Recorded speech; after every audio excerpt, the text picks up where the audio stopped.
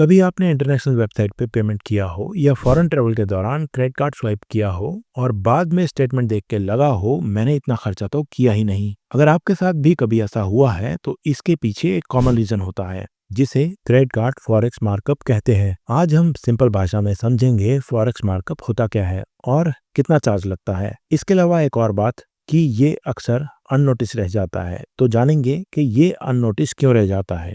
सबसे पहले बेसिक समझ लेते हैं। फॉरेक्स का मतलब होता है फॉरेन करेंसी और मार्कअप का मतलब होता है एक्स्ट्रा चार्जेस। जब आप इंडियन क्रेडिट कार्ड से फॉरेन करेंसी में पेमेंट करते हो, बैंक उस ट्रांजैक्शन पर एक्स्ट्रा चार्ज लगाता है। इस एक्स्ट्रा चार्ज को फॉरेक्स मार्कअप फीस कहा जाता है। ये चार्ज तब लगता है जब आप फॉरेन वेबसाइट से शॉपिंग करते हो, इंटरनेशनल सब्सक्रिप्शन का पेमेंट करते हो या फॉरेन कंट्री में क्रेडिट कार्ड यूज करते हो।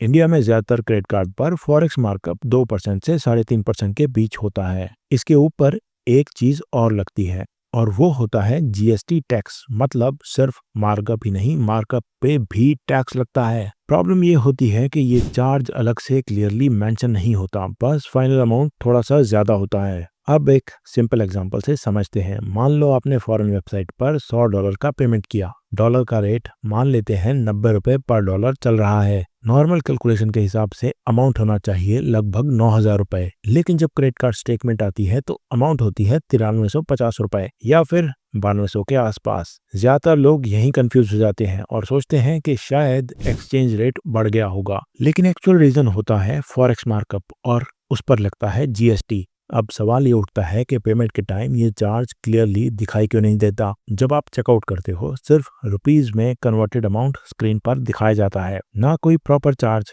ब्रेकअप होता है। स्टेटमेंट में भी अक्सर सिर्फ एक शॉर्ट सी लाइन होती है जैसे इंटरनेशनल ट्रांजैक्शन फीस। इसलिए ज्यादातर लोग इस चार्ज को टाइम पर क्लियरली नोटिस नहीं कर पाते और साइलेंटली एक्स्ट्रा अमाउंट पे कर देते हैं। फॉरेन ट्रैवल के दौरान ये प्रॉब्लम और भी बड़ी हो जाती है। सोचिए आप फॉरेन ट्रिप पर हो और क्रेडिट कार्ड से होटल, फूड, शॉपिंग और कैब सब चीज का पेमेंट कर रहे हो। हर एक ट्रांजैक्शन पर फॉरेक्स मार्कअप लग रहा होता है। ट्रिप के एंड तक आप हजारों रुपए सिर्फ मार्कअप चार्जेस दे चुके होते हो, बिना ये रियलाइज किए कि इतना एक्स्ट्रा चार्ज लग चुका है। यहाँ कस्टमर की कोई गलती नहीं होती। ज्यादातर लोगों को इस चार्ज के बारे में पहले से पता ही नहीं होता। बैंक्स इसे ओपनली हाईलाइट नहीं करते और लोग क्रेडिट कार्ड लेते वक्त सिर्फ रिवॉर्ड्स और कैशबैक पर ज्यादा फोकस करते हैं। लेकिन जब इंटरनेशनल यूसेज आता है, फॉरेक्स मार्कअप एक इम्पॉर्टेंट फैक्टर बन जाता है।